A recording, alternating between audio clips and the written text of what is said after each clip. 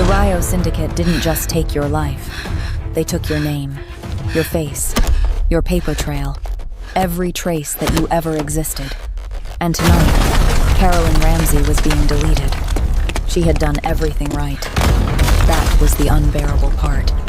She had taken the job in Seoul because it was the opportunity of a lifetime, a senior analyst role at one of the most powerful finance firms operating in East Asia. She had moved across an ocean with 2 suitcases and a master's degree she had bled for. She had done her job with the kind of precision that made her supervisors nervous and her spreadsheets terrifying. She had flagged the anomaly in the transaction logs just before midnight on a Tuesday because that was what an analyst with integrity did. She had not known, in that moment, that the anomaly had a name. She had not known that the name had a family, and the family had an empire, and the empire had a man they sent when they wanted someone to disappear without a sound. Now Carolyn sat in a chair that cost more than her monthly rent, in a room with no windows and no door handles, her wrists bound, her phone gone, and the sharp chemical smell of a high-tech server farm humming somewhere behind the walls. The lights overhead were white and surgical. The kind of lights that were designed not to let you hide not a shadow, not a flinch, not a single flicker of weakness. She told herself to be afraid. Her body, remarkably, refused. Then the door opened. He didn't walk into the room. He occupied it. One moment there was empty space, and then there was Ryeo Won-Shik, and the empty space simply ceased to exist. He was tall, broader than she expected from the photographs she'd never been meant to see, wearing a deep crimson silk shirt open at the collar where dark ink climbed his throat like something alive. A tailored black vest. Hands that were large and scarred and tattooed to the knuckle, hands that had done things she was smart enough not to inventory right now.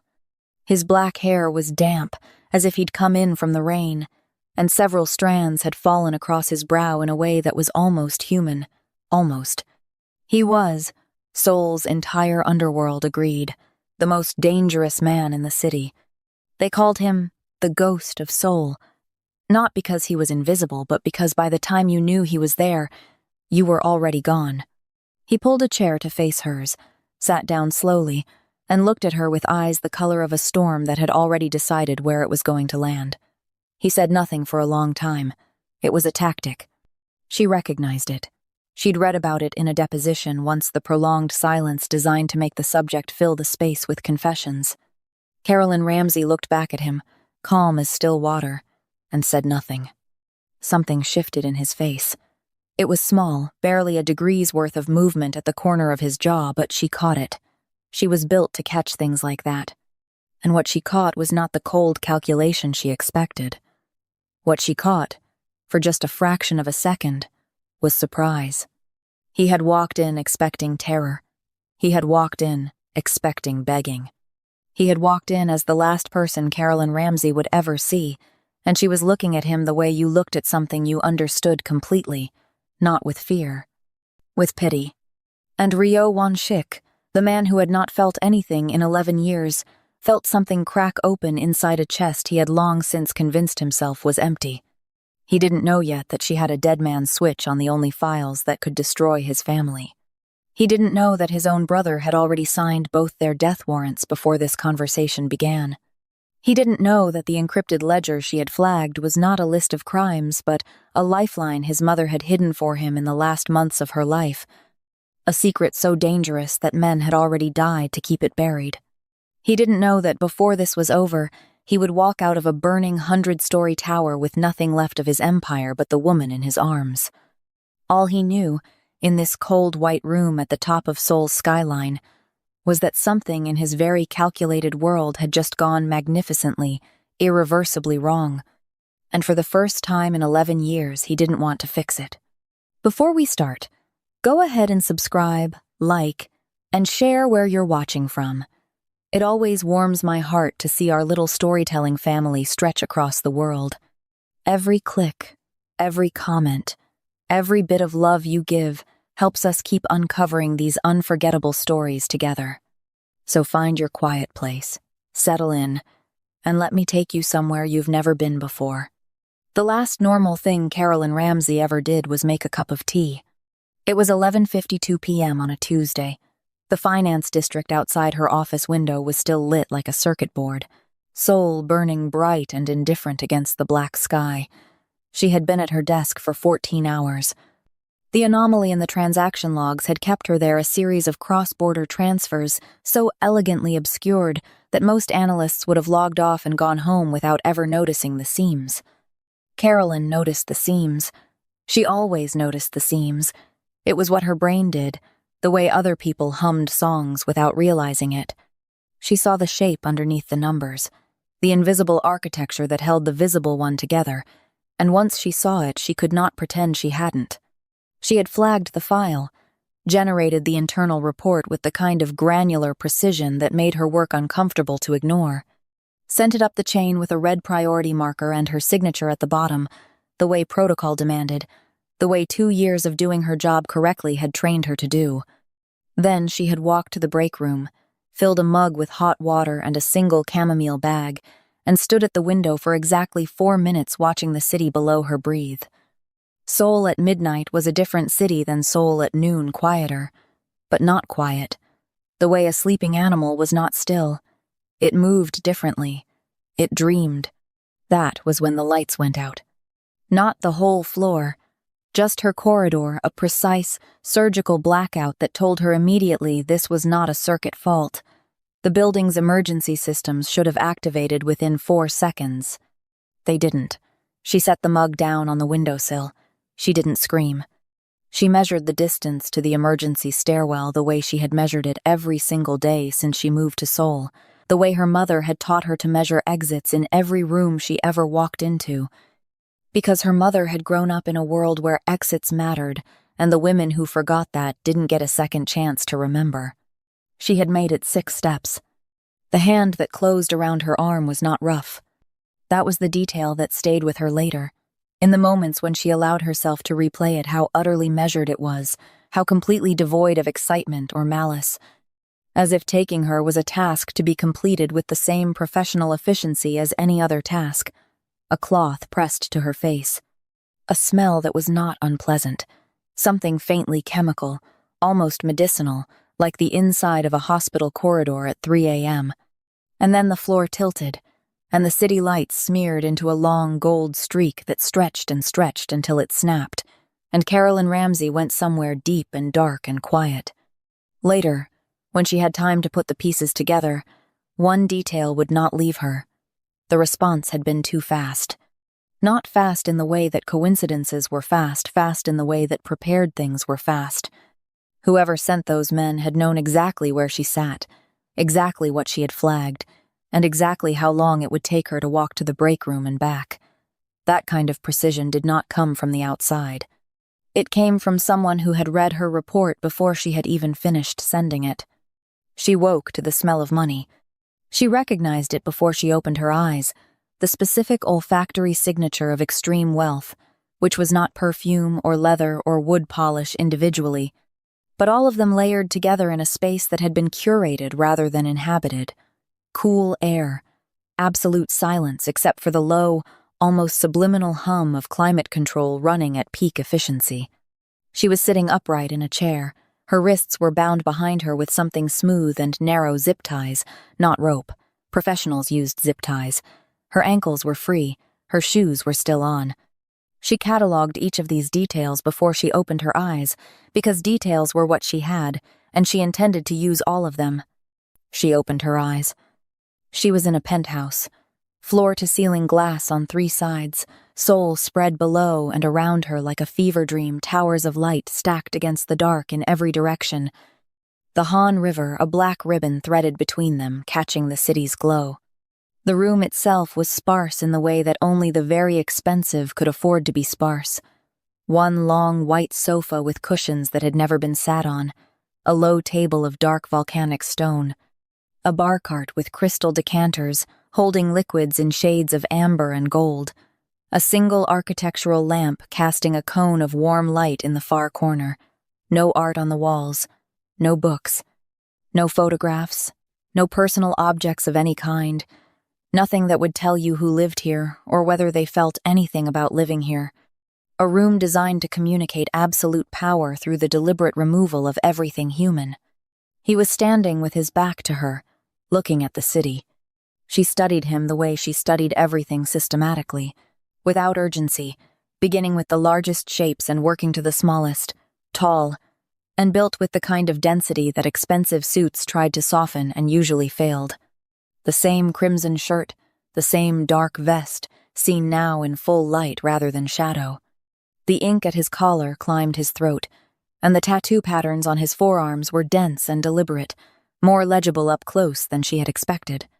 His black hair was damp, as if he had come in from the rain outside, and he was holding nothing. He was utterly still, not the stillness of rest, but of something that did not need to move to be dangerous. A thing that had already decided. She had approximately 48 hours before the dead man's switch activated. That thought was the first thing that steadied her, the fixed point she oriented around while the rest of her mind finished its inventory of the room. She had built the switch 3 weeks ago. Working alone at her apartment desk after midnight, when the anomaly in the logs had first begun to feel like something more than an accounting error, when the structure underneath the numbers had started to look less like carelessness and more like architecture, deliberate and load-bearing and belonging to someone who would not be pleased to have it found. She had told no one.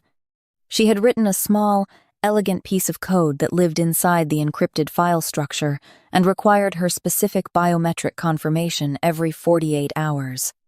Miss the window and the files would not be transmitted to regulators or law enforcement. They would fragment, scattered across 17 distributed servers in 9 different countries, rendered permanently unreadable by anyone without both the original key and the mapping index that existed only in her head. She had not built it as a weapon. She had built it because she thought about failure modes before the failure arrived. Right now it was the only card she held, and she intended to play it with the same precision she brought to everything else. He turned around. The silence between them lasted longer than most people could have tolerated. Won-Shik had learned silence very early, not as a lesson someone taught him, but as a tool he had discovered the way children discovered anything useful, by accident and then by repetition. Most people could not bear it. They talked into silence. They confessed into it, apologized into it for crimes they hadn't yet committed, simply to fill the unbearable negative space with something that felt like control. He had used it to break men twice his size and twice his age, in boardrooms and in rooms with no windows, in negotiations with men who thought their lawyers protected them, and in conversations with men who had no lawyers left. He settled into the chair across from hers now, and let it do its work. Carolyn Ramsey looked back at him and said nothing. She didn't look away. She didn't look down at her bound wrists or at the floor or at the city behind him. She didn't perform bravery. There was no theatrical tightening of the jaw, no lifted chin, none of the defiance he was used to reading on faces in rooms like this. The kind of defiance that was really just fear wearing a costume. She simply looked at him the way you looked at a problem you were already in the process of solving, with a calm, unhurried intellectual attention that had absolutely no business being on the face of a woman in zip ties at the top of a syndicate penthouse at midnight. 3 full minutes passed. "The files," he said. His English was precise, the accent barely present, each word placed the way you placed a stone across a river, deliberately, with the full weight of intention. "Where are they stored?" "You already know they're encrypted," she said. "Otherwise, I'd be in the river and not in this chair." The corner of his eye moved less than a millimeter, barely a reflex. "That arrangement is still available." "It is," she agreed, "but it wouldn't produce the decryption key, and without the key, you have 140 gigabytes of data that reads as white noise. You can't use it. You can't sell it. And you certainly can't erase what it says about your syndicate's financial infrastructure." She paused, letting each sentence land before she added the next. "You need me alive. We both know that." He studied her with an attention that would have been uncomfortable if she had been less accustomed to being the most focused person in a room. She let him look. "You've had time to build a contingency," he said. "Not a question. I think about what happens when the model breaks." "Explain it." "If I don't confirm my biometric every 48 hours, the files fragment across 17 servers in 9 countries. No deletion fragmentation. Reassembly would require computing resources your syndicate doesn't have, and approximately 11 years your syndicate doesn't have either. She held his gaze. You have 46 hours and shrinking. The clock started when your man pressed the cloth to my face. The silence that followed was different from the first one. This one had the specific density of a room in which a powerful man was recalculating. He was very still in the way that things were still before they moved very fast, and Carolyn held herself carefully inside it, reading him the way she read numbers patiently, looking past the surface presentation to the structure beneath. What she found surprised her. He was not angry. She had braced for anger, or at least its controlled variant, the precise, cold fury of a man accustomed to compliance discovering that someone had arrived without it.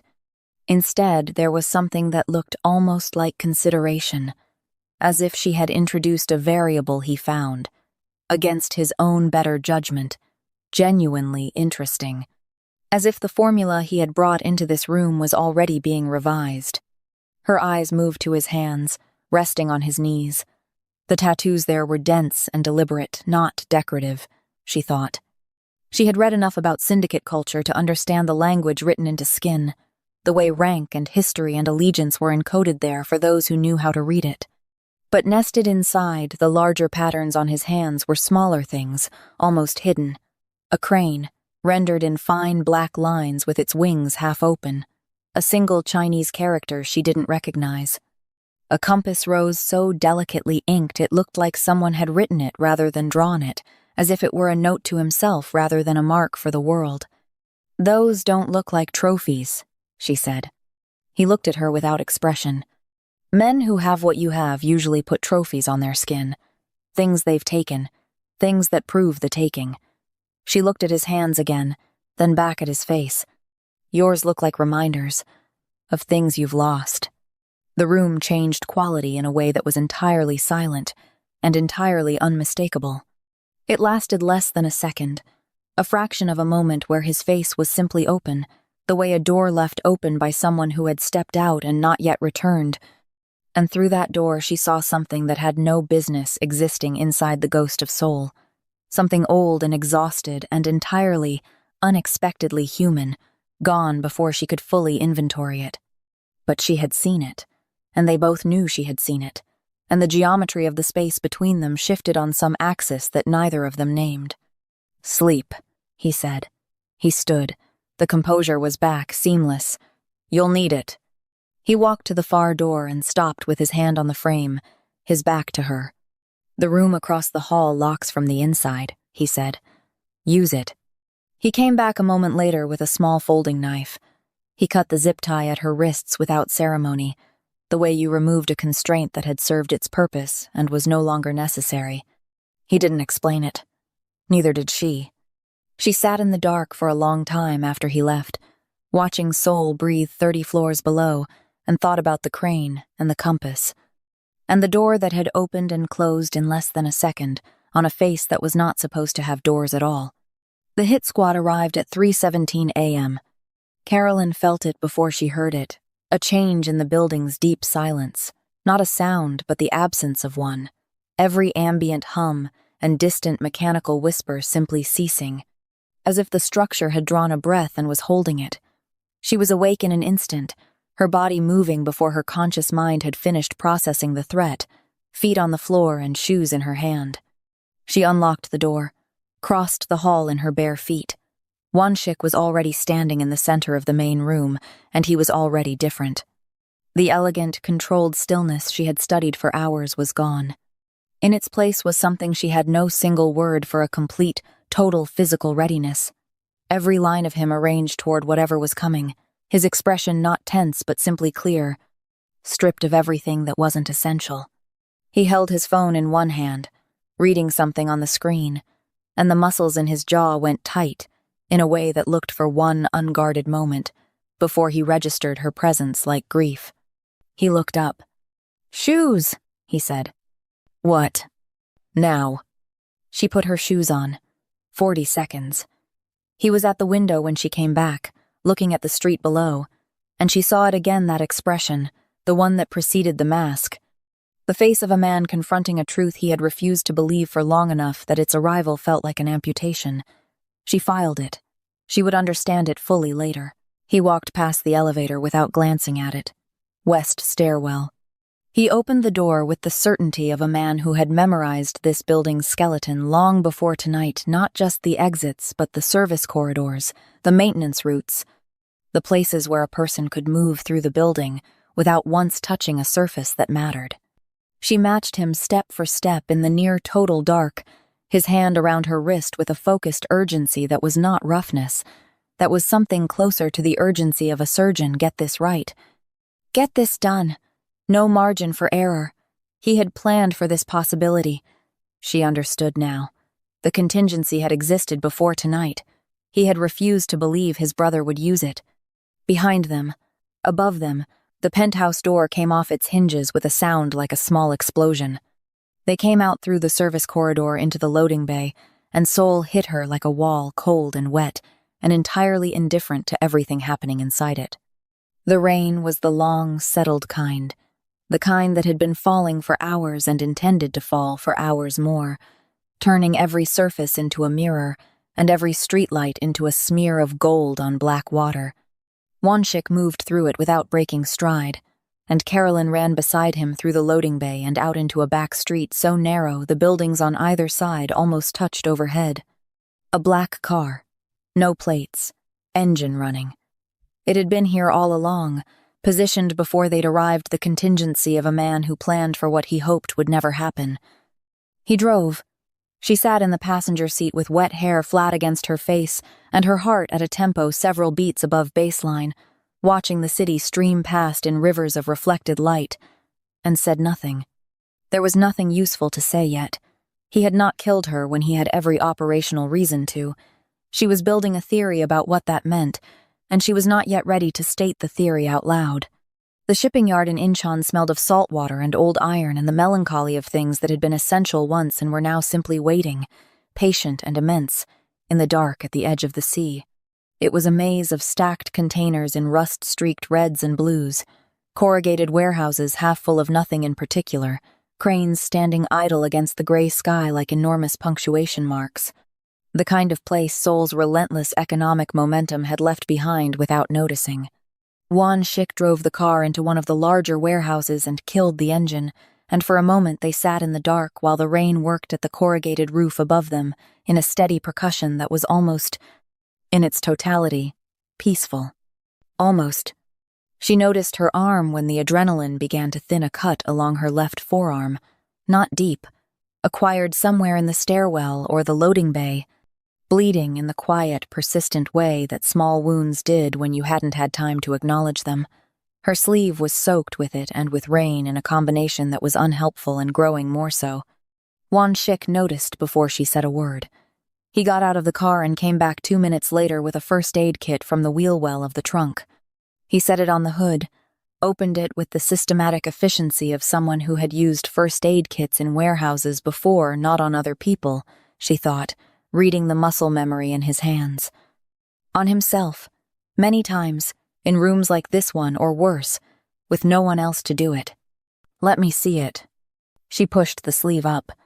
He took her arm by the wrist, turned it toward the thin gray light leaking through a gap in the warehouse wall, and examined the cut with the same focused attention he had aimed at her face in the interrogation room.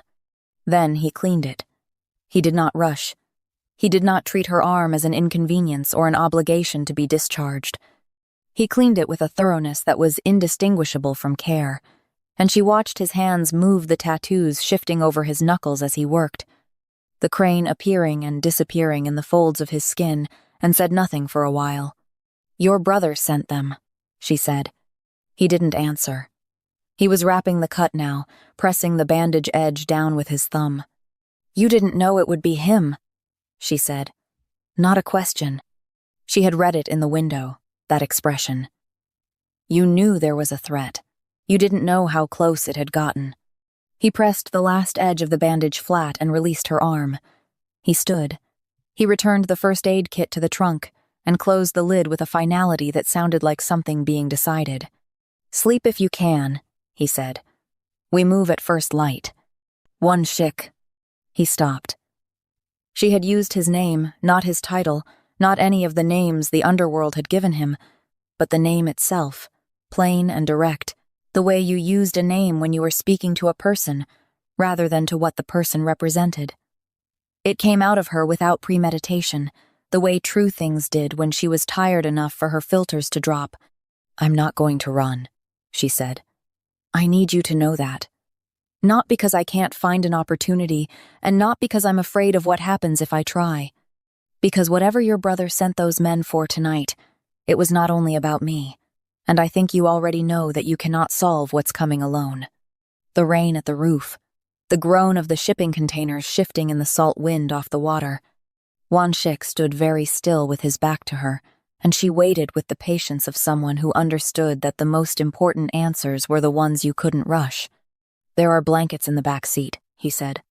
Not an agreement, not a concession, but underneath that sentence was something she recognized as the closest thing to trust that a man like him was currently capable of offering. She got the blankets. She didn't push further. And in the long gray hours before dawn, while Incheon slept around them and the rain thinned to a fine cold mist, the Ghost of Seoul sat in the driver's seat with his eyes open and his scarred hands still in his lap, watching the dark entrance of the warehouse, and did not go anywhere at all. The terminal was in a shipping office at the edge of the yard, a desktop machine from the previous decade running software that had not been updated since the previous administration, connected to a broadband router someone had installed and apparently decided not to think about again. Won-Shik stood at the door watching the yard while she worked. She had been given 30 minutes. She needed 22. She didn't enter her company's systems directly. She went sideways first, into the third-party compliance network Meridian Capital, used to validate cross-border approvals, a system she had legitimate access to, whose audit architecture she understood better than most of the people who had designed it. From there, she moved inward by degrees, through access points that existed not because anyone had created them deliberately, but because no one had thought carefully enough about where the gaps were. That was always how it worked. The gaps were never where people looked for them. They were in the places people had decided didn't need looking at. What assembled itself on the screen stopped her hands for 4 full seconds. The transaction chain that had led her to the Ryeo Syndicate's financial infrastructure did not originate with the Ryeo Syndicate.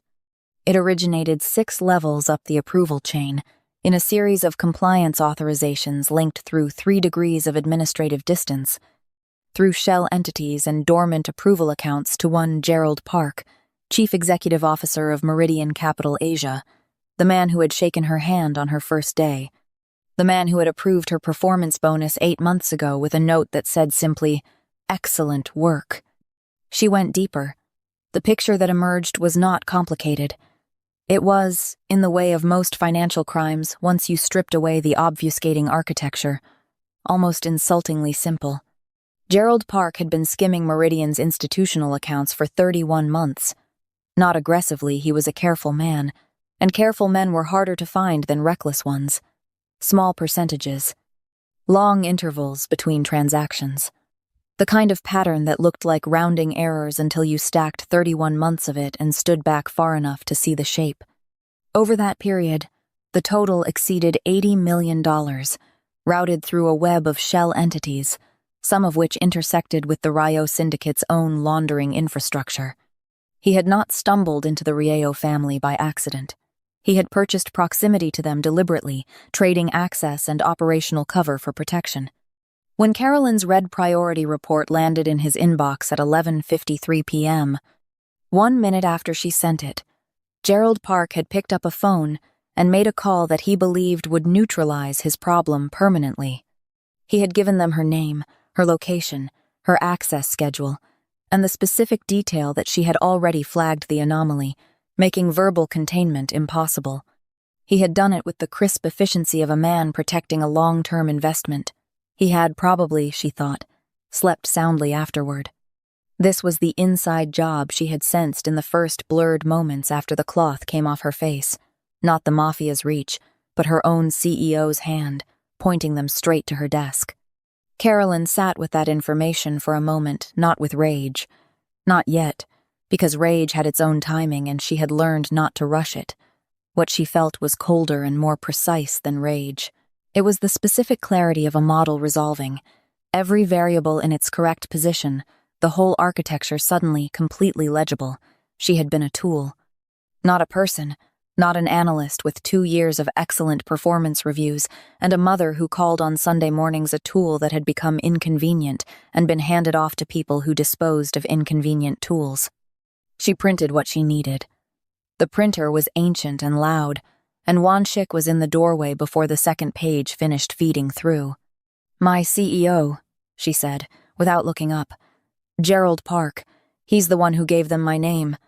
He's been laundering money through accounts I was auditing for 2 years, and when I flagged the anomaly, he sold me to your family to make the problem disappear." Won-Shik crossed to the desk. He read the screen in full, not scanning, reading, with the comprehensive attention she had come to expect from him. His face did not change. But something moved behind it. Some internal rearrangement that was becoming, slowly, something she could read. "Gerald Park," he said. "Gerald Park." A silence that had its own particular weight, not empty, but concentrated. "He used my family's infrastructure," Won-Shik said. His voice was at its flattest, which she now understood meant it was carrying the most. To protect money he stole. And in doing so, he put someone who had done nothing wrong in a room with no windows in the middle of the night. He paused. "He put you," he said, and his eyes moved to her face, "in a room with me." She held his gaze. There was something in the way he said that last part, not quite an apology, not quite an acknowledgement, but occupying the territory between the two in a way she felt more than parsed. "Then you understand," she said, "why I need him to not walk away from this." Won-Shik looked at the pages in her hand. He looked at the screen. He looked out through the dirty office window at the Incheon waterfront waking up in gray light, the first container trucks beginning their slow circuits through the yard, headlights cutting through the mist. Then he reached past her to the keyboard close enough that she could feel the warmth of him, could see the compass rose on his hand in detail for the first time. Every line of it precise and deliberate, and typed 6 characters into a field she hadn't known to look for. A second file tree opened, deeper than anything she had accessed, a layer of Meridian's compliance architecture that should not, by any conventional audit logic, have been accessible from this terminal. "2 of the shell entities he used have accounts I control," Won-Shik said. "If you want leverage over Gerald Park, I can give you the kind that does not depend on him choosing to cooperate." He paused. "He will not choose to cooperate. Men like him never do. But they always choose to survive." She looked at what he had opened. It was conclusive in the way that very few pieces of evidence were not a thread to pull but the entire garment, laid out flat. It would dismantle Gerald Park at every joint, remove every exit, leave no version of events in which he emerged intact. "Why are you helping me?" she asked. He was quiet for a moment, in the way that was becoming familiar, not the strategic silence of the interrogation room, but the quiet of a man taking a question seriously enough to answer it honestly, which was a different thing entirely and considerably rarer.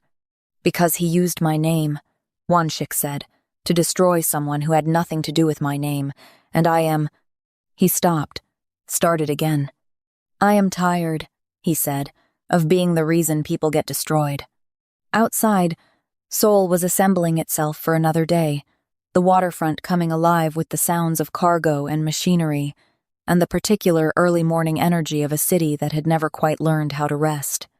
The rain had thinned to mist. The light through the office window was the color of unpolished silver, and in it Carolyn Ramsey looked at Ryeo Won-Shik and understood, with the certainty she usually reserved for numbers that had been checked 3 times, that something between them had shifted into a position from which it would not shift back. She didn't say so, neither did he, but it sat there in the silver light between them, solid, undeniable, and entirely irreversible the way everything true eventually did. The document was 17 pages long and written in 3 languages, and it took Carolyn 2 full readings to understand what she was looking at. Won-Shik had found it, or rather, he had known where to look for it in the way you knew where to find something you had been dreading finding, the way you knew the shape of a wound before you turned over the body. It lived inside a proprietary communications server the Ryeo syndicate used for internal correspondence, buried under 4 layers of encryption that Won-Shik peeled back with the quiet efficiency of a man, disassembling something he had built himself, because he had. He had designed the server architecture. He had assigned the access credentials. He had built the entire communications infrastructure of his family's empire, and now he was using it to read the document that proved his brother had already decided to sell that empire to someone else. They were still in a transit safe house between Incheon and the city, a borrowed room above a closed-down print shop, and the morning light coming through the frosted window was the same pale silver as the Incheon. Dawn. Neither of them had slept. She always read things twice, once for content, once for implication. The content was damning enough. The implication was catastrophic. Ryeo Won-Shik's younger brother by 4 years. The one who had smiled at the right people at the right moments and positioned himself as the reasonable face of the syndicate, while Won-Shik was the face nobody was supposed to see, had been in negotiation for 8 months with the Tanaka Group, a Japanese criminal organization operating across 6 territories in 3 countries. The deal was territorial. Sung-jae would surrender the entirety of the Ryeo Syndicate's Seoul network, its port operations, its financial infrastructure, and its relationships with a dozen legitimate businesses used as laundry facilities, in exchange for a personal payment of $400 million deposited into accounts in jurisdictions that did not ask questions, and a guarantee of safe passage out of Korea with no claim against him from either the Ryeo name or the Tanaka organization thereafter. He was selling everything, not restructuring, not merging, not negotiating a partnership of equals. Selling dismantling 3 generations of his own family's construction, and handing the rubble to a foreign organization that would use it to extend a reach. His father and grandfather had spent their lives ensuring no foreign entity would ever achieve in Seoul. And the closing date on the agreement was 4 days from now. He needed you gone before the deal closed, Carolyn said. She was not asking. She was laying the logic out flat, the way she laid out financial models, because laying things out flat was how she stopped them from being unbearable. With you alive and in control of the syndicate, the Tanaka Group wouldn't touch the deal. The territories aren't his to sell as long as you're the heir. The hit squad wasn't about punishing you for protecting me. She looked at him. He was clearing title. Won-Shik was standing very still at the window, the gray morning behind him, and he was doing something she had learned to recognize as his version of processing, not the visible processing of someone who wore their interior life on their face, but a deep, structural rearrangement that happened in absolute silence and showed itself only in the quality of the stillness. When he finally turned around, his face was the same as it always was, controlled, precise, oriented entirely toward what came next. But his eyes were different. There was something in them that had not been there before. Not grief, exactly, though grief was in the neighborhood. Something older than grief. The particular exhaustion of a person who had known, in some unacknowledged part of themselves, that this was always where the story was going. He was 11 years old, Won-Shik said, when our father first put a weapon in his hand. Carolyn said nothing.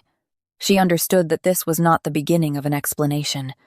It was the beginning of an ending, the moment a person named, out loud, the thing they had been carrying so long it had become part of their skeleton. I told myself, Won-Shik continued, that I was protecting him. That every compromise I made, every room I walked into and everything I did in those rooms was so that he would not have to, so that he could be the one who got out. He paused. He didn't want to get out. He wanted the throne.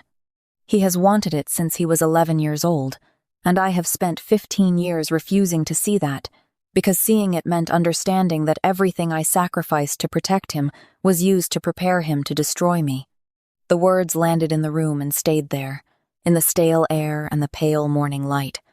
Carolyn looked at him at the tattoos that were reminders of things he had lost, at the hands that had tended her cut with such careful precision, at the face that had contained a ghost of something human for exactly as long as it took her to see it, and no longer and understood, with a completeness that had nothing to do with analysis.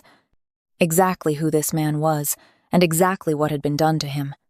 "Then we go back," she said. He looked at her. "We go back," she said again, steadily. "We go into the monolith. We get what we need to stop the Tanaka deal and bury Gerald Park in the same move. And then it's done. All of it. The whole architecture comes down." She held his gaze. "But we do it on our terms, not his timeline." Won-Shik was quiet for a long time. Outside, a bus moved slowly through the street below, its engine low and grinding. The mist was beginning to lift. Seoul was somewhere to the east, waiting. "There is a gala," he said finally. 3 nights from now. The Ryeo International charity event. It happens every year on the 45th floor.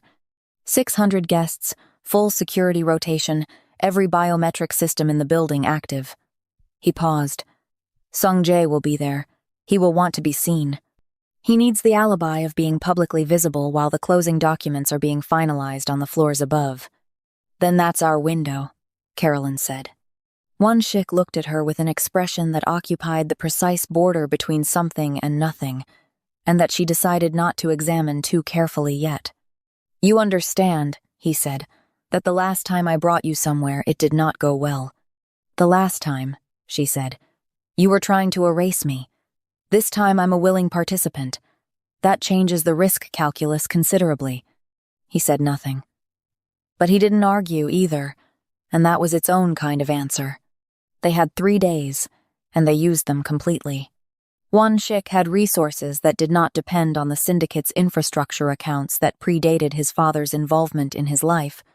Liquid assets in forms that could not be traced back to the Ryeo name, a network of individuals who owed him in the way people owed someone who had once chosen to let them walk away.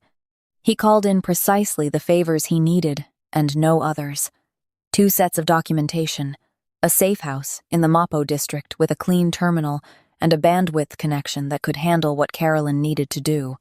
Clothing, a gown, specifically floor-length white silk, because the Ryeo International Charity Gala had a dress code, and Carolyn Ramsey was going to walk into the most dangerous building in Seoul, looking exactly as if she had every right to be there.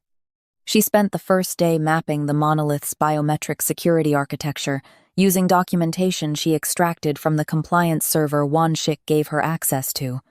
The system was sophisticated palm readers at every secured floor, retinal scanners on the executive levels, a facial recognition network covering the lobby, and all elevator banks that logged and cross-referenced every entry against a database of flagged individuals. Under normal circumstances, it would have been impenetrable to anyone without an active credential. She was not interested in normal circumstances. She was interested in the gap, the place where the architecture had been designed by people who trusted their own system too completely to imagine where it would fail. She found it on the second day, buried in the event management protocol that the gala coordination team used to pre-clear guest lists. The system granted temporary 48-hour clearance tokens to event staff and approved guests based on a name and photograph match against the pre-cleared list. If you were on the list, the biometric scanners deprioritized the secondary verification layer not eliminated, deprioritized, by 300 milliseconds, which was a small gap but a real one, and real gaps were all she had ever needed. She got them on the list. It took 11 hours, a very old exploit in the event management software's API, and a patience that Won-Shik watched with something that looked increasingly like respect. "You're better at this than most of my people," he said, on the evening of the second day, watching her work. "Your people were trying to hide things," she said, without looking up. "I'm trying to find them. It's a different skill set." "Is it?" "Hiding requires you to think about what other people are looking for. Finding requires you to think about what the system assumed nobody would bother to look for." She glanced at him. Most systems are defeated by the second approach. People overestimate how much anyone is paying attention. Won-Shik was quiet for a moment. "Is that how you found the anomaly in the first place?" he asked. "The one that started all of this?" "Yes," she said. "Someone built a very elegant system for hiding $80 million. They just didn't consider that someone might be paying attention to what the hiding looked like, rather than the thing being hidden. He looked at her for a long moment in the lamplight of the Mapo safe house, and she looked back at him, and neither of them said what was in the room between them, because they had 3 days, and then a burning building, and there would be time for the other thing after, if there was an after. They had both, in their different ways, learned not to count on after. On the 3rd day, she put on the white silk gown. Won-Shik put on a suit so dark it absorbed the light rather than reflecting it, and a shirt the color of deep water, and looked exactly like what he was. A man who had been born to walk into rooms like this one, and own them, except that tonight, ownership was not the goal. Tonight, they were ghosts in the machine they were about to destroy. They went back to Seoul. The Ryeo International monolith rose 100 stories above the heart of the city, its glass facade reflecting Seoul back at itself in fractured light. On the 45th floor, 600 people in evening wear moved through the charitable ritual of the very wealthy champagne flutes, and careful laughter and donations made in amounts designed to impress the person standing closest. The room was magnificent in the specific, airless way of rooms designed by committee to communicate magnificence. Enormous floral arrangements, a string quartet in the corner playing something European and unobtrusive, waitstaff moving through the crowd with the practiced invisibility of people who had been trained to be furniture.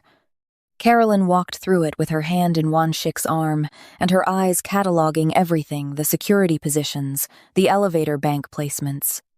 The faces of the men stationed at the perimeter, who were dressed as guests, and fooling nobody who knew what they were looking for. Won-Shik moved through the room the way he moved through everything, as if the space had been waiting for him. People stepped aside without quite knowing why. Conversations faltered and resumed at a slightly different pitch. He was the Ghost of Seoul even in a room full of people who didn't know that name, and the room felt it. They had 40 minutes before the server room on the 72nd floor cycled to its lowest security interval, the window she had identified in the maintenance schedule. 12 minutes during which the secondary verification layer dropped to allow automated backup procedures to run. 12 minutes to access the central data archive, retrieve the closing documents for the Tanaka deal and the evidence trail she needed to complete the case against Gerald Park, and get back to the gala floor before their absence registered. Sung-jae was by the window on the east side of the room, holding a glass of champagne and wearing a smile that fit his face the way expensive things fit people who had always expected to have them.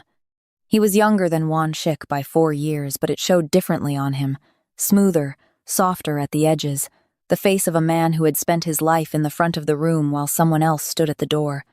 He had their father's eyes and their mother's mouth, and he was talking to a man in a gray suit who Carolyn clocked immediately as Tanaka Group.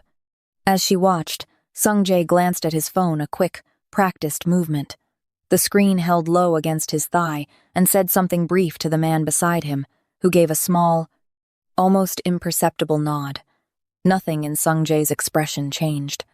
He took a sip of his champagne and smiled at something the man said, and continued the conversation as if nothing had just been set in motion. But something had. Won-Shik saw him at the same moment Carolyn did. She felt the change in his arm, a barely perceptible tension, not anger, something more fundamental than anger, the recognition of an ending. 72nd floor, she said quietly.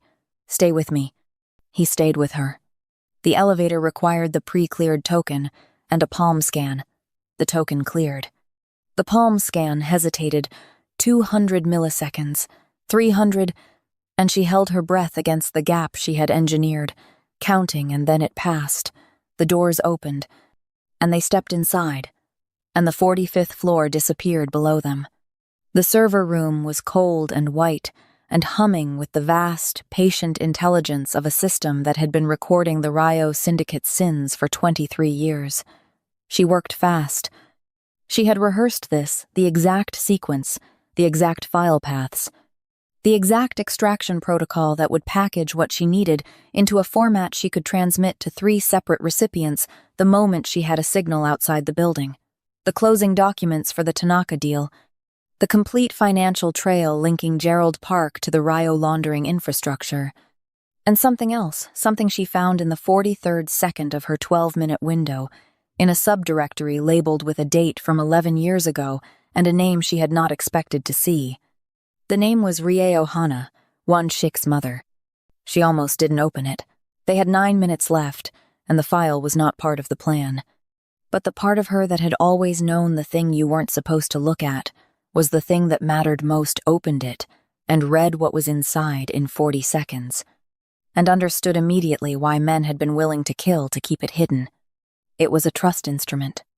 Established 11 years ago, 3 months before Ryo's death, by a lawyer whose name Carolyn didn't recognize but whose firm's registration she could trace in under an hour given a clean terminal. The beneficiary was Won-Shik. The assets held in trust were not money or not only money. They were documentation. A complete and legally certified record of Won-Shik's forced induction into the syndicate at the age of 14, the coercive circumstances of every major criminal act attributed to him in the years that followed, and a series of signed affidavits from witnesses his mother had spent her last months quietly assembling. The trust was constructed to function as a legal shield, not an absolution, but a documented record of duress that, in the hands of the right counsel in the right jurisdiction, would make Won-Shik effectively untouchable to any prosecution that did not first contend with the evidence of what had been done to him. His mother had known. She had known what her husband and her younger son were, and she had spent her dying months building her eldest an exit he didn't know existed, and she had hidden it where his father and brother would never think to look, inside the syndicate's own archive, disguised as a routine compliance document from a decade ago. Carolyn copied it without a word. She would tell him. Not here. Not now here. They had 4 minutes left, and a building that was about to become something considerably more dangerous than a venue for a charity gala. But she would tell him, and when she did, she thought she understood exactly what his face would do. They were in the elevator going down when the fire alarm began. Not the automated system, that system had both an automated and a manual mode, a design feature built into the monolith's emergency infrastructure to allow floor-by-floor override in case of targeted incidents. Sung Jae's people had disabled the automated trigger and activated the manual one on the executive floors, the opening sequence of a data purge protocol that involved, as Carolyn would later describe it in the most clinical terms she could manage, firebombing the upper third of the building to destroy the evidence of a coup. Won-Shik understood what was happening before the elevator reached the 45th floor.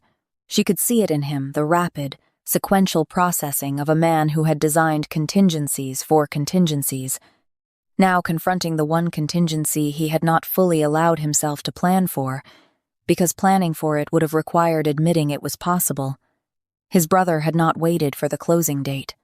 His brother had moved tonight, using the gala as the alibi and the purge as the method.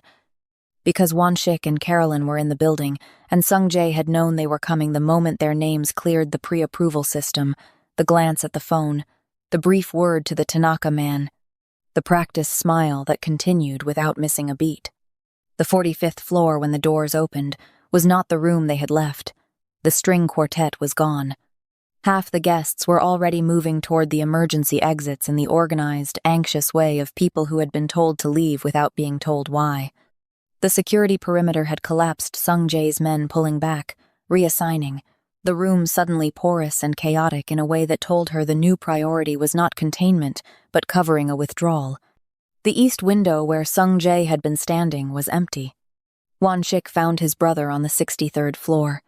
She knew because he had told her quietly, in the elevator, while the alarm began its low throbbing in the building's bones, to go to the emergency stairwell on the south side and wait no more than 10 minutes. She had looked at him, and he had looked back at her, and they had both understood that 10 minutes was not a suggestion. Won-Shik, 10 minutes, he said. South stairwell. If I'm not there, go without me. I already told you I'm not. Carolyn. His voice was completely level. His eyes were not. Please. She went to the south stairwell. She did not go down. She stood at the 63rd floor landing with the door cracked open and the smell of smoke beginning to thicken in the air above her, and she waited. Because she had said she would not run, and she had meant it, and 10 minutes was 10 minutes. She heard them before she saw them, voices on the 63rd floor, and then not voices, and then the specific sounds of two people who had grown up in the same house and been taught the same things by the same brutal education, settling a 15-year account in the only language their father had given them both. It lasted 6 minutes. What she heard was enough to understand the shape of it, the confrontation, the accusations that had waited years to be spoken out loud. The moment when Sung-jae offered Won-Shik a share of the Tanaka money, a clean split, a new life, no more ghosts. And the silence that followed that offer was the most complete silence she had ever heard from him, which was saying something. Then, a sound she couldn't fully interpret. Then, another. Then Won-Shik's voice, very low, very clear. "Take it and go. If I see you again, I won't walk away." A door. Feet on the stairwell above her, going up. She pressed back into the shadow of the landing and Sung-jae came through at a run. A bag over his shoulder, the bag that held whatever portion of $400 million he'd already received, fury on his face, and something else beneath it. Something she recognized as a man who had just been shown a line he hadn't expected his brother to hold. He did not see her. He was not looking for her anymore. He was running. Won-Shik had stood over his brother and chosen to step back. She didn't need to have seen it to know the cost of that choice. It was written in every line of him when he came through the door 3 minutes later. He was bruised along the jaw, shirt torn at the shoulder, the crimson of it darker in patches she didn't want to inventory, and he looked at her with an expression she had never seen on him before, which was relief.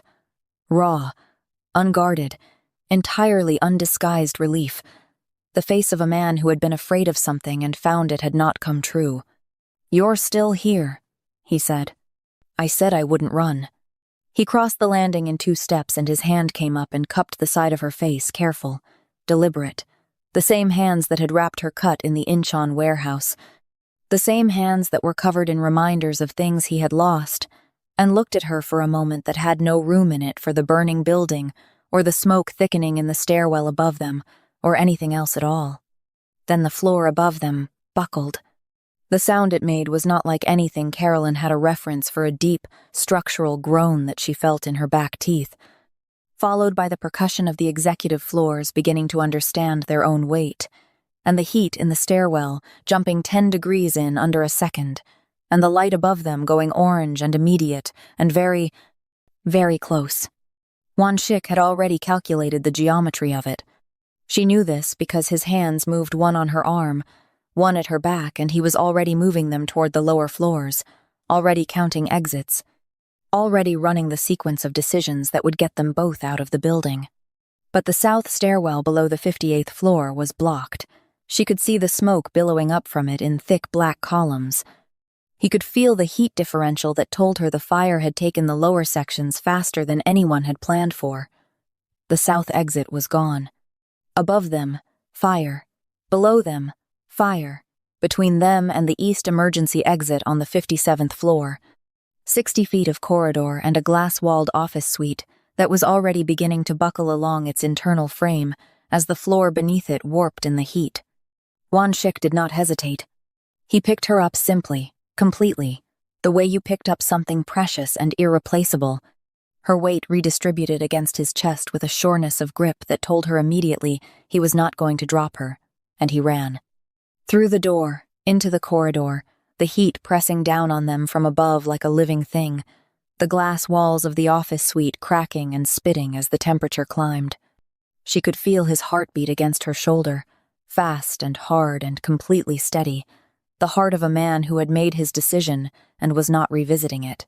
Below them, through the warping floor plates, she could see the city impossibly far down, impossibly bright, Seoul indifferent and beautiful, and entirely unaware. The glass gave way as they passed it, not toward them but inward, a spectacular implosion of the office suite as the air pressure equalized. And Won-Shik turned his body to take the fragments scatter across his back, and kept moving. Down the east stairwell intact, still passable, the fire having taken the north and south and not yet reached the east, down and down. 30 floors of concrete and heat, and the sound of the building making its final decisions about itself above them. The smoke was thickening by the final 10 floors, the air turning dense and chemical, and Carolyn felt it before she understood it. A heaviness behind her eyes, a loosening of her grip on his vest, the specific surrender of a body that had run out of clean air to run on. By the time they reached the last landing, her eyes were closed, and her head had dropped against his shoulder, her body finally conceding what her will had refused to. He carried her through the last door and out. The rain hit them immediately cold and complete, and entirely indifferent. The same rain that had followed them from the penthouse to Incheon and back again. Seoul's rain, the city's one impartial witness. Won-Shik walked out into it and kept walking until they were clear of the building's shadow, until the heat at their backs was replaced by the cold, wet air of the street, and then he stopped. He stood on the wet asphalt with Carolyn in his arms, her white gown soaked in gray with soot, her eyes closed, her head against his shoulder in a piece that had no business being there, and was there anyway, the same piece she had worn in the interrogation room when she looked at him with pity instead of fear. Behind them, the Ryeo International monolith burned floor by floor, window by window, the 100-story glass monument to 3 generations of his family's violence, consuming itself from the top down, sending light up into the Seoul sky that could probably be seen from Incheon. The sirens were already starting, somewhere in the distance, working their way toward them through the city's grid. Won-Shik did not look back at the building. He looked at the woman in his arms, at the rain on her face, and he understood, in the complete and irreversible way of someone who had spent 15 years refusing to understand anything that wasn't useful, that this was what his mother had been trying to give him. Not the trust instrument, not the legal protection. This, the possibility of standing in the rain outside a burning building with nothing left of the life you were given, and feeling, for the first time in memory, that you were exactly where you were supposed to be. He carried her through the rain toward the lights of the city. The building burned behind them. And the Ryeo syndicate, 3 generations old, ended not with a negotiation or a coup or a signature on a closing document, but with fire and rain and 2 people walking away. They were gone from Seoul before the sun came up. Carolyn's transmissions had gone out at 2:17 a.m., the moment Won-Shik's contact drove them away from the burning monolith in a car that did not exist on any registry. 3 recipients, a financial crimes unit at Interpol whose case officer she had met once at a conference, and whose private contact information she had kept in the same category as emergency exits. A journalist at a South Korean investigative publication who had been building a corruption file on Meridian Capital Asia for 2 years without enough evidence to publish. And a data archive server in Iceland, whose address she had set up 3 years ago for reasons she had told herself were hypothetical. By the time Gerald Park woke up in his apartment in the Gangnam district, checked his phone, and discovered what had been sent and to whom, there was already a financial crimes notice attached to his passport. He would be cooperative in the end. Men like him always chose survival over principle, because men like him had never confused the two. Sung Jae crossed into Japan on a private flight at 4 a.m., with his bag and his money and the particular expression of a man who had won something and was only beginning to understand the shape of what he'd won. The Tanaka deal collapsed within 72 hours. The monolith's destruction had taken the operational core of the Ryeo network with it. The servers, the financial infrastructure, the carefully maintained relationships with a dozen legitimate fronts. What Sung Jae had sold no longer existed. The assets the Tanaka Group had paid $400 million for were ash and structural steel, and the Tanaka Group had a well-documented method for resolving that kind of discrepancy. Won-Shik never learned the details. He didn't look for them. His brother had made his choices, and Won-Shik had, for the first time in his life, declined to be responsible for the consequences. They spent the first week in a small house on the coast of Jeju Island, in the part of the island that the tourists hadn't fully reached yet, low stone walls and tangerine trees, and the sea making its constant argument against the rocks below. Carolyn slept for 14 hours on the first day, which she considered entirely reasonable given the circumstances. Won-Shik, by her estimation, slept approximately 3 hours across the entire week, and spent the remaining time either watching the sea or watching her with the expression of a man who was still recalibrating, still adjusting the formula, still not entirely certain what he was allowed to feel about any of this. She told him about his mother on the third morning. They were sitting outside with coffee, the sea below them, the early light coming in flat and silver off the water. She took the printed copy of the trust instrument from the folder she had been carrying since the monolith slightly crumpled, slightly singed at one corner, and set it on the table in front of him without preamble, because she had learned that he received information better without preamble. He read it once. He read it again. He set it down on the table and looked at the sea for a long time, and Carolyn sat beside him and did not say anything, because there was nothing to say that the document had not already said, and because some truths needed the person receiving them to have space around them rather than words. His mother had spent the last 3 months of her life building him a door. She had assembled witnesses and signed affidavits and engaged a lawyer in a jurisdiction far enough from Seoul that his father's reach hadn't extended there. And she had hidden the entire structure inside the machine of the very empire she was trying to free him from, because she had understood, as he had not, that the only place his father would never think to look for an escape route was inside the cage itself. She had known he would not leave on his own.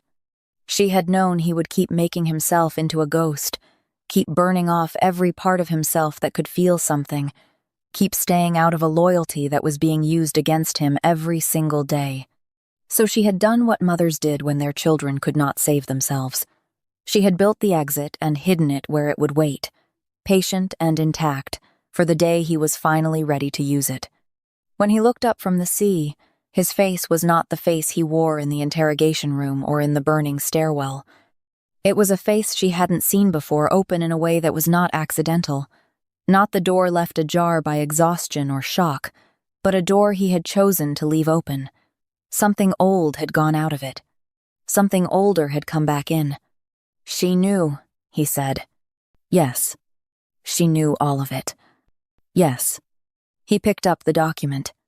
He looked at it once more at his mother's name on it, in the formal typescript of a legal instrument, the same name that was written in the crane on his left hand, the same name that was the compass rose on his right, the reminders he had put on himself so he would not forget what he had started out being before everything else. What does it mean? He asked. Practically. Legally. It means, Carolyn said, that any prosecution of Ryeo Won-Shik must first contend with a fully documented and legally certified record of coercion spanning his years in the syndicate. It means the coercive circumstances of every act attributed to you are on record in a jurisdiction that will not be pressured to lose them. She paused. It means you are, in the technical legal sense, untouchable. Not innocent, the document doesn't claim that, but untouchable. Your mother made sure that anyone who wants to pursue you has to first explain, in open court and public record, exactly what was done to you to make you into what they're pursuing. Won-Shik was quiet for a long time. She gave me a way out, he said, and I didn't know it was there. You know now. He looked at her then directly, completely, the way he had looked at her in the burning corridor before he picked her up and ran. The way that was becoming the way he looked at her when he was not performing anything for anyone, when he was simply himself, which was a person she had been assembling piece by piece since a room with no windows at the top of Seoul and was still, she thought, not finished discovering. Carolyn Ramsey is dead, he said. It was not cruel. It was a statement of operational fact, delivered with the careful precision he used for things that mattered. The analyst from Meridian Capital, the woman who flagged the anomaly, she can't go back. I know.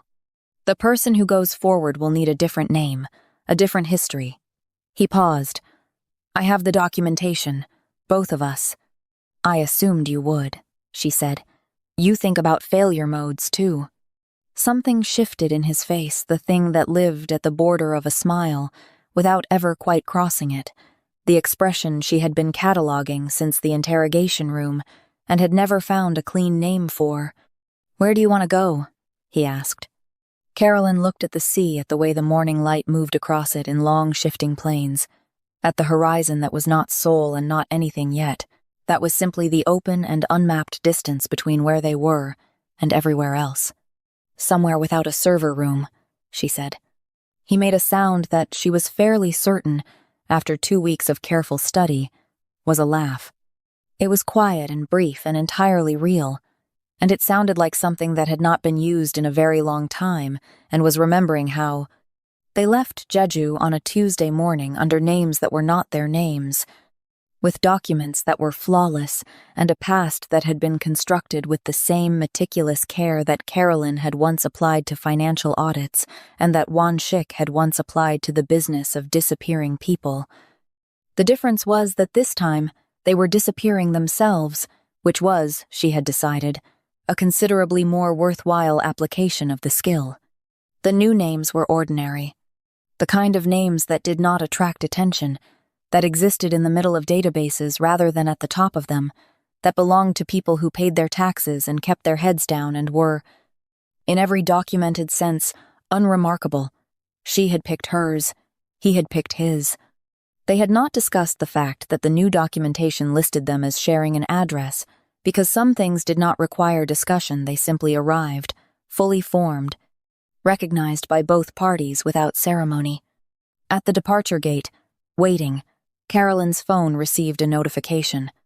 It came through on a device she had set up 48 hours ago, under a name that didn't exist yet, and yet somehow it had found her. No sender identification, no attached documentation, no return address traceable to any organization or individual she could name. Just a line of text informing her that the encrypted files, the ones from the dead man's switch, the ones the Ryeo syndicate had taken her to extract, had been accessed and partially uploaded to a third location by a party whose identity the notification did not include. Not the Interpol contact, not the journalist, not her Iceland archive. Someone else. Someone who had been watching long enough to know the files existed, patient enough to wait for the moment when both the Ryeo syndicate and Gerald Park were occupied with burning each other down, and precise enough to reach in and take exactly what they wanted, without leaving a fingerprint on anything else. Someone who had found a device that was 48 hours old and registered to a name that did not yet officially exist. The intrusion was not a message about what they had taken. It was a message about how close they could get. She read the notification twice. She showed it to Won-Shik. He read it once. They sat with it for a moment, this new architecture that neither of them had yet found the edges of, and around them the departure gate filled with ordinary people going ordinary places, entirely unaware that somewhere above them, in the layered and invisible world where empires were built and burned and rebuilt by people who never appeared in any public record, something had just begun that neither of them had planned for. Someone was using us both, Carolyn said. Yes. Someone more patient than Sung Jae, more organized than Gerald Park. Yes. She looked at him. He looked at her. And in the look between them was everything that had been assembled in interrogation rooms and warehouses and burning staircases and a small house on Jeju with tangerine trees. All of it present, all of it intact, all of it available for whatever came next. Good thing, Carolyn said quietly, that Carolyn Ramsey is dead.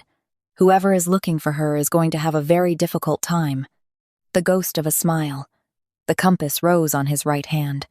The boarding announcement for a flight to somewhere that was not Seoul, where two people with new names and an old, unfinished mystery between them were about to find out who they were on the other side of everything they had survived.